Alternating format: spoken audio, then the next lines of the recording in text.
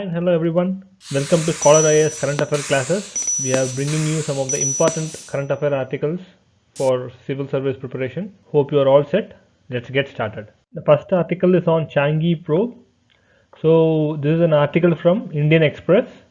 This is related to both your mains GS3 paper as well as for prelims.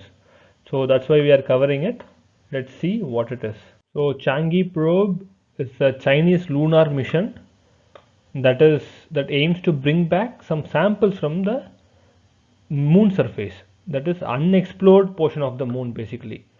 So that is the objective of this mission. It would be launched by Chinese National Space Administration agency, and it is named after Chinese goddess, that is Changi 5. Okay, so the main objective, as I said, it is to bring back lunar samples from the unexplored. So what is that unexplored region? That is the Mons Rinker region of the moon. So from here the lunar samples will be brought back, and this probe will operate for one lunar day. Lunar day is almost 2 weeks.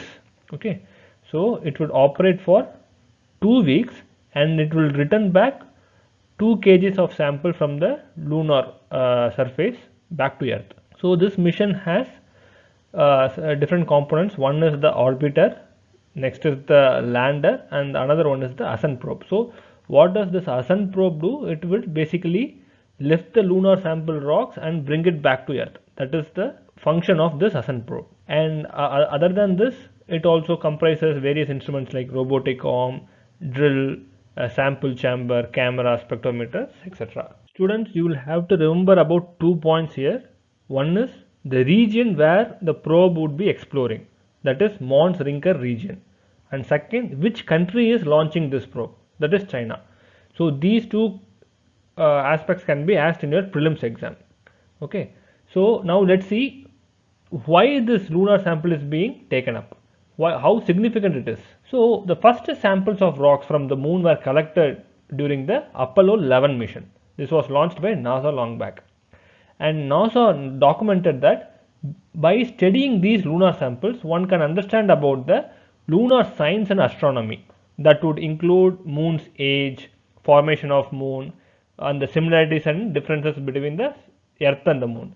So these, by understanding with these samples, we can understand these aspects. So that is the broad idea about it.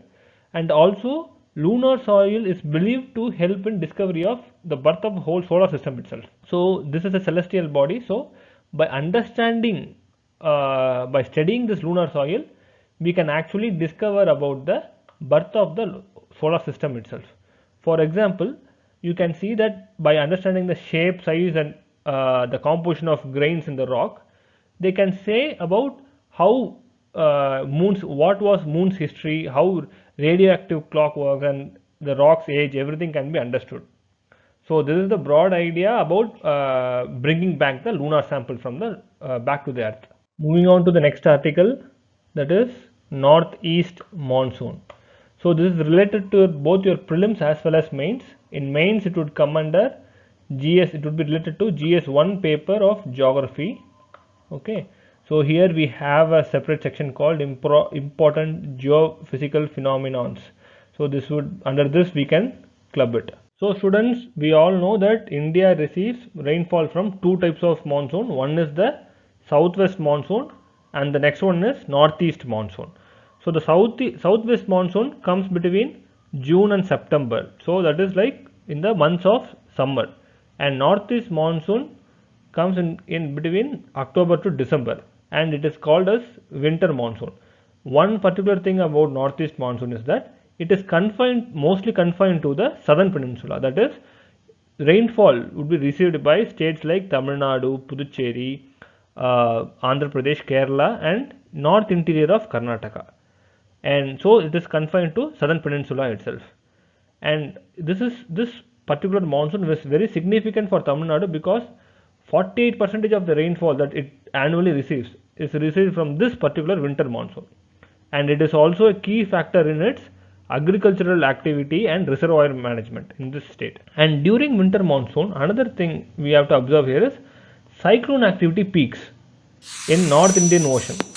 both in terms of either it would be in Arabian Sea or in the Bay of Bengal. If you had observed few days back, we had cyclone Nibar.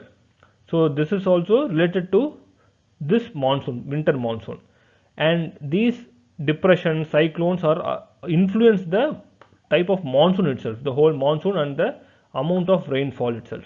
The IMD, that is Indian Meteorological Department, has made some analysis which says that Tamil Nadu has received below normal rainfall, while the rest of the peninsula, southern peninsula, has received normal rainfall for the current season.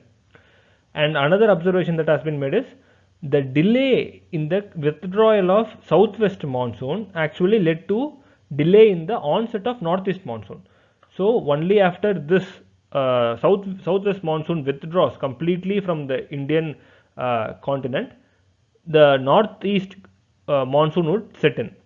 So the delay has affected the onset of northeast monsoon as well. And let's try to understand the reasons for rainfall deficiency. So this rainfall deficiency is linked to La Nina conditions in the Pacific Ocean. So students, you will have to know here that there are two types of conditions that influence Indian monsoon. One is El Nino. So El Nino is nothing but abnormal surface warming in the eastern and central regions. Students, you will have to remember this part. You should not get confused.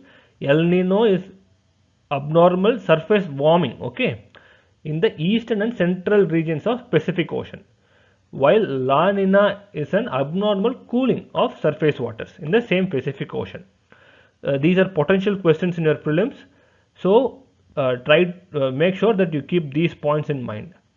So both these together, put together, El Nino and La Nina are called as ENSO, that is El Nino Southern Oscillation.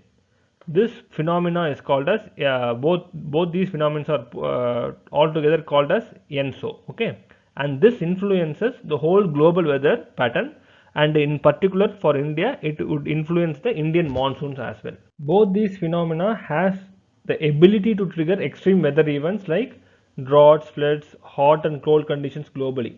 Not just India, globally it has influence globally, okay. And to talk in specific to La Nina, La Nina actually enhances rainfall with respect to southwest monsoon. It is favorable for southwest monsoon, but it has a negative impact on northeast monsoon rainfall. So that is this is one particular reason how why the normal rainfall has affected. And the another reason is the position of ITCZ. ITCZ is nothing but intertropical convergence zone. Students, this is the zone where the trade winds from northern hemisphere as well as the southern hemisphere meet together. So what happened is this belt, this low pressure belt, keeps moving north and southward along the equator. But currently this ITCZ is located north of normal position.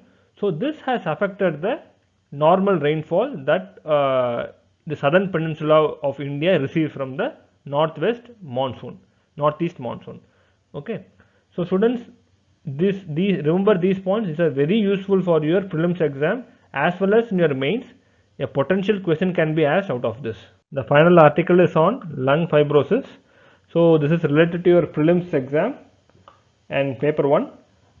So this is related to general science section as well as current event section because it has relevance to COVID-19. Let's first try to understand what lung fibrosis is. So it is a condition in the lungs that causes scarring and inflammation of tissue around air sacs. So if you remember guys, in the lungs we have air sacs that help for exchange of gases, that is oxygen and carbon dioxide. So what happens when this issue gets damaged? We call this condition as lung fibrosis. What happens? This leads to fatigue and shortness of breath, and it is expected to rise among COVID-19 patients because what happens when the lungs become stiff and the ability of the oxygen to enter the blood actually diminishes, it gets affected. And this used to be, the lung fibrosis was not common earlier, but now it is becoming more prevalent among elderly people, and also the people who were infected with corona actually developed certain symptoms, certain conditions One was that severe pneumonic condition and another was acute respiratory disease syndrome. Both of these patients are expected to have this lung fibrosis. This prevalence of lung fibrosis is expected to be higher among these patients. Though it is expected to be higher among COVID patients, there is no conclusive evidence for this. But the reason why they say that it could be possible is similar coronavirus outbreaks like SARS and MERS led to similar conditions. So that is why that they are expecting COVID can also influence lung fibrosis. So this demands a constant check on COVID affected patients because it could affect it could develop breathing problems as well as affect other organs. And also COVID and lung fibrosis has common demographic factors. That is, the people who are getting affected by both COVID and lung fibrosis are almost the same. That is, males, elderly people as well as the smokers. So these are the people, this is the demography that gets affected by both of these diseases. So right as of now, there is no drug available to fight this lung fibrosis. So only way to support, the only treatment available is support management, that is giving home care, that is giving home therapy, oxygen therapy and chest physiotherapy. So students, we have come to the end of the session. Hope you all enjoyed the class. For more videos and more content, visit our platform scholar.com and subscribe to our channel. Thank you. Happy learning. Bye bye.